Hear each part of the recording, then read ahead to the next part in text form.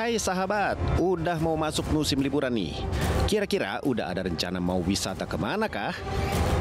Tapi jangan sampai salah pilih tempat wisata ya, karena ada beberapa tempat wisata yang sempat jadi favorit, tapi udah tutup dan terbengkalai. Nah, kami ada informasinya nih. 5 tempat wisata favorit kini jadi terkelam. Kita mulai yang kelima.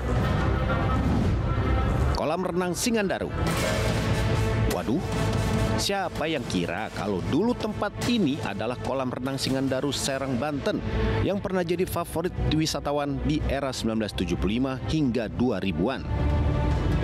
Bahkan tempat ini dulunya pernah dipakai untuk turnamen renang. Sekarang tempat ini sudah seperti hutan, banyak rumput ilalang. Tapi beberapa bangunan masih ada, termasuk kolamnya yang sudah digenangi air lumut. Kolam ini ditutup di tahun 2000-an karena pengelolanya bangkrut. Oke, kita ke tempat wisata terkelam keempat. Surabaya Carnival Park. Sesuai namanya, tempat wisata ini berada di kota Surabaya, Jawa Timur.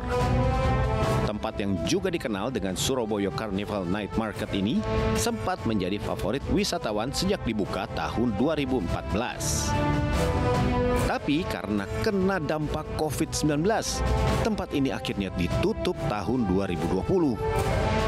Ya, karena gak ada pengunjung, gimana mau dapat pemasukan?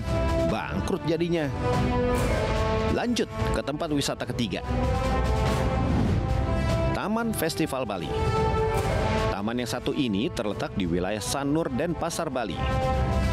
Sejak berdiri tahun 1997, taman ini sangat eksotis dengan adanya tembok grafiti, pentas-pentas seni, hingga wahana-wahana menarik seperti teater 3D. Tapi, lagi-lagi karena mulai banyaknya tempat-tempat wisata di Pulau Dewata, Taman Festival kehilangan pamor. Dan pada era 2000-an, tempat ini bangkrut dan tutup. Berikutnya, tempat wisata terkelam kedua. Depok Fantasi Waterpark. Destinasi wisata yang satu ini dulunya menjadi salah satu wahana air terfavorit di kota Depok, Jawa Barat. Beroperasi pada tahun 2008, tempat ini cukup viral dan disukai pengunjung, terutama anak-anak. Tapi lagi-lagi, karena dampak COVID-19, berlakunya pembatasan kegiatan masyarakat apalagi interaksi dengan air, tempat ini akhirnya jadi sepi dan akhirnya gulung tikar pada tahun 2021. Tempat ini pun dibongkar dan rencananya akan alih fungsi. Nah, tempat wisata terkelam apa yang ada di urutan pertama? Kampung Gajah.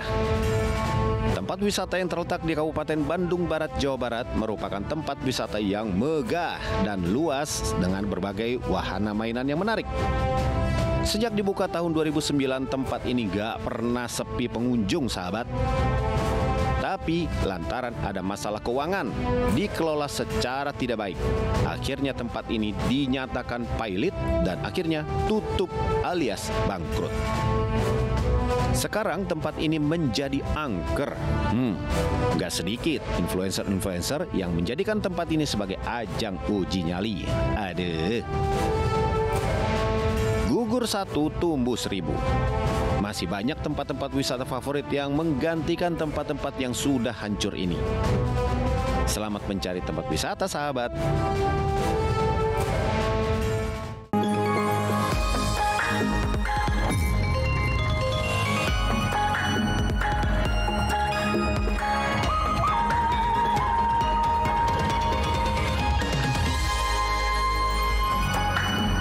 Kasian banget tuh Oscar ya. Pasti itu modalnya gede banget, tapi sayang ya. Terbengkalai. Ya mungkin banyak faktor ya.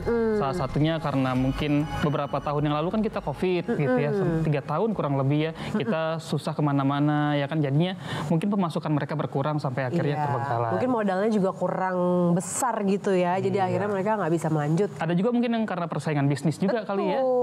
Gitu. Nah, tapi ini berikutnya ini ada tempat wisata yang nggak memerlukan banyak duit. Apa itu tempat wisatanya? Wisata kuliner pastinya. Kuliner ya. Perlu dong perlu uang dong, sekarang ngeluarin uang. Bener, tapi mungkin modalnya nggak terlalu besar, modalnya nggak terlalu besar ya. Apa itu? Ini makanan Jepang. Makanan Jepang, tapi kita nggak harus jauh-jauh ke Jepang. Kemana tuh? Kemana tuh coba? Kemana ya? Ini apa, makan Jepang di restoran atau di kaki lima atau Kaki di apa? lima. Kaki lima ada ya di kaki lima. Nah ini dia nih, Tasya nih mainnya kurang jauh nih. Sekali-sekali main dong ke Jaksel. Aduh, ya Ada nih di sana. Kita lihat aja langsung Olive yang udah kesana ya. Oh, langsung aja.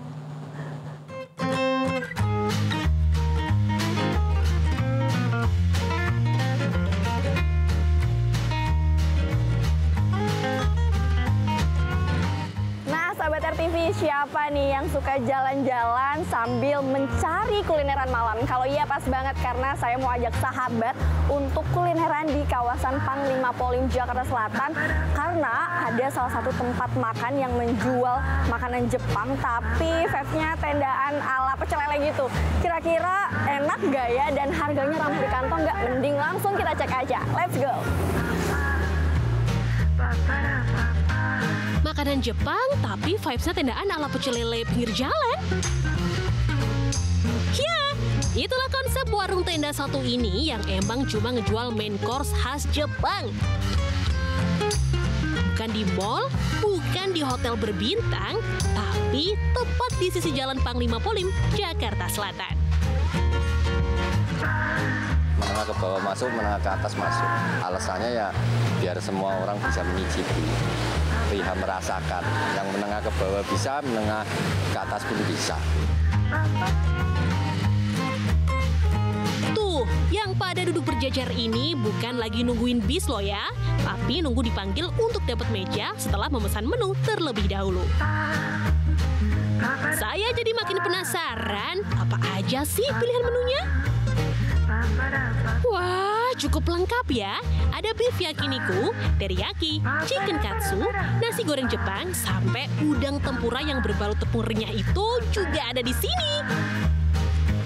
Harganya juga masuk akal banget, mulai Rp25.000 sampai Rp35.000 seporsi. Aman buat dompet ini sih. Ini sih nggak pakai mikir panjang, langsung pesan.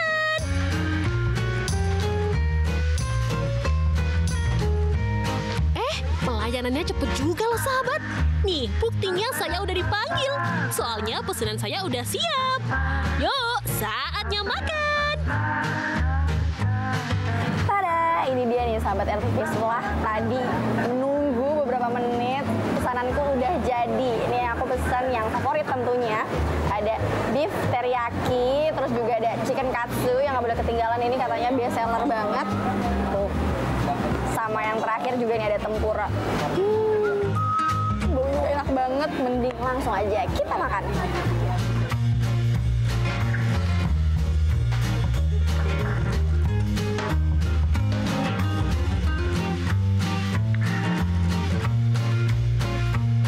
Wah, bener-bener gak nyangka ternyata rasa makanannya so enak ini sahabat. Kayak di hotel bintang 5.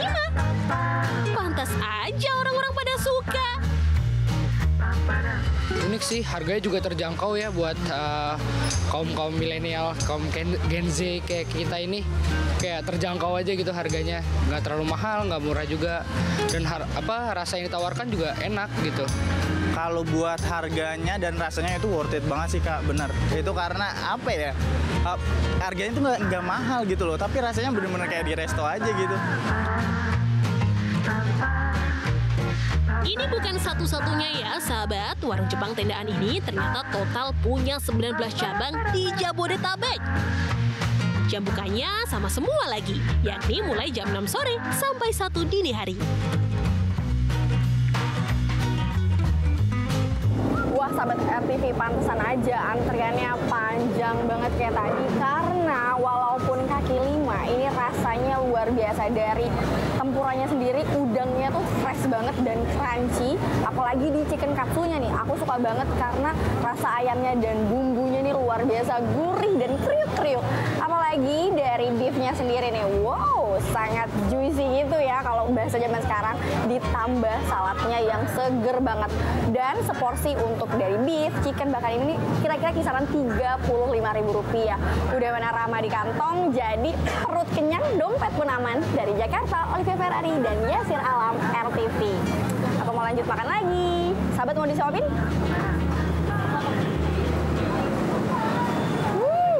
Wah, enak banget sih Olive ya, nggak dibawa-bawa lagi ke sini ya. Tapi dari kemarin dia liputannya enak-enak loh, makanan semua terus kan. gitu ya. Dan ini kan harga terjangkau juga. Jadi istilahnya orang-orang yang mungkin pengen makan makanan Jepang tapi lagi tanggal tua bisa mungkin ke sini. Main ke sana ya. Tempatnya juga asik ya. Betul, asik banget gitu ya Oscar. Nah, kita ke informasi lain nih Oscar yang rada-rada serius banget. Ini soal musim hujan. Betul. Ini kan lagi musim hujan nih Oscar, dan ini beberapa minggu terakhir ini memang bencana sering terjadi karena curah hujan yang tinggi. Iya, ini ada tempat yang viral juga nih tentang jembatan di Hambalang, Bogor yang ambrol karena luapan sungai. Oh, Hambalang dekat rumahnya Pak Presiden bukan? Betul, tapi ini bukan akses yang menuju ke rumahnya Pak Presiden. Ini ke arah Puncak Dua Jonggol. Langsung aja kita lihat ya. Langsung aja.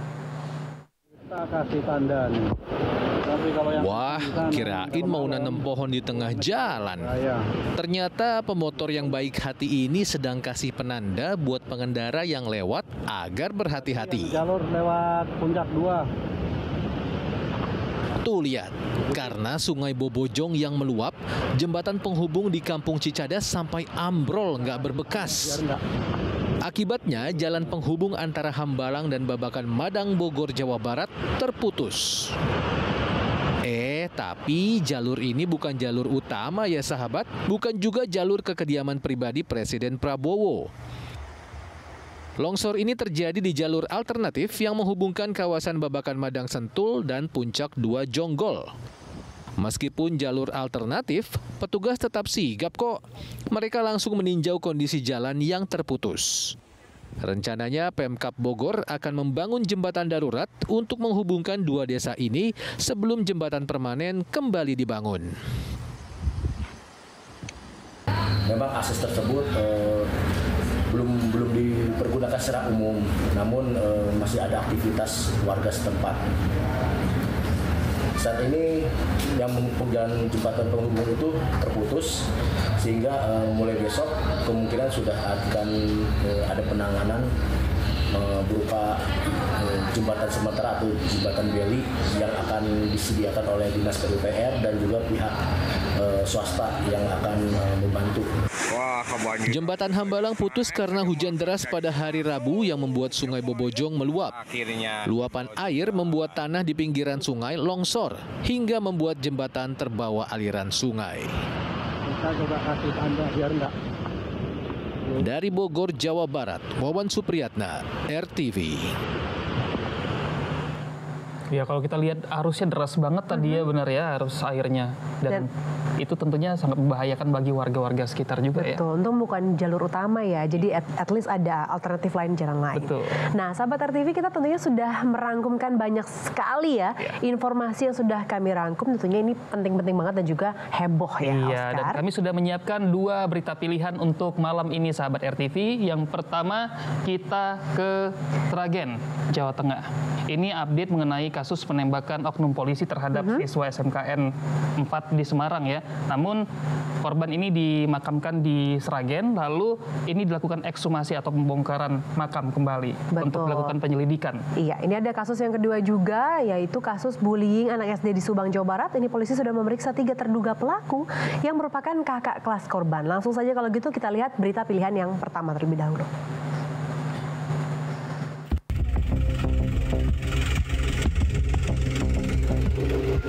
Kasus siswa SMKN 4 Semarang, GRO, yang tewas karena ditembak oknum polisi terus diusut nih. Polisi melakukan ekshumasi atau membongkar makam korban. Tujuannya untuk mengetahui penyebab kematian korban secara pasti.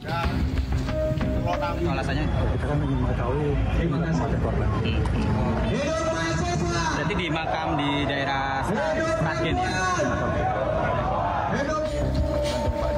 Proses pembongkaran makam di Desa Bangunrejo, Kecamatan Karangmalang, Sragen ini dijaga ketat aparat kepolisian. Pembongkaran ini sudah disetujui keluarga korban. Kalau ditembak saya belum tahu, karena saya belum tahu. Baru mau diperiksa ini baru tahu saya, karena kan saya di sini. Banyak yang tahu kan ya di Semarang sana. Kasus meninggalnya GRO saat ini menjadi sorotan publik karena dinilai ada kejanggalan. Pihak kepolisian bilang korban ditembak karena terlibat tawuran dan menyerang polisi.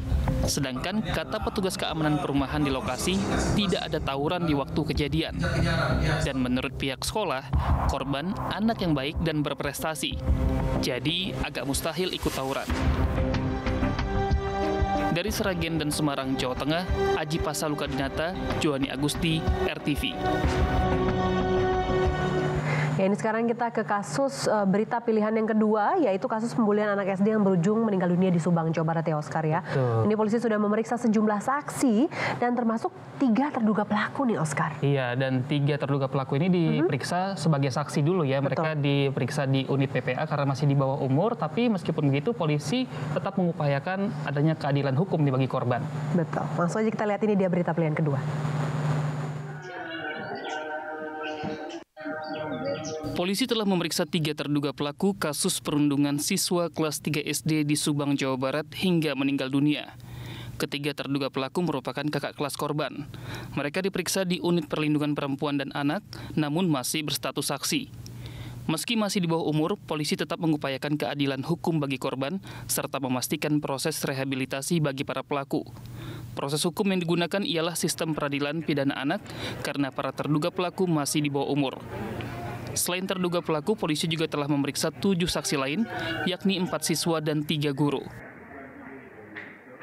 Sekarang kita maraton Pak ya, dari hari Senin kita terus melakukan pemeriksaan. Besok kita rencanakan pemeriksaan anak. Pelaku lain tidak ada, kita hanya fokus ke 3 anak. Sebelumnya korban diduga dipalak oleh ketiga pelaku yang merupakan kakak kelasnya. Namun karena korban menolak, ketiga pelaku menganiaya korban. Hingga korban kritis selama 6 hari dan sempat menjalani perawatan di ruang RSUD Subang. Dari Subang, Jawa Barat, Asep Saiful Falah, RTV.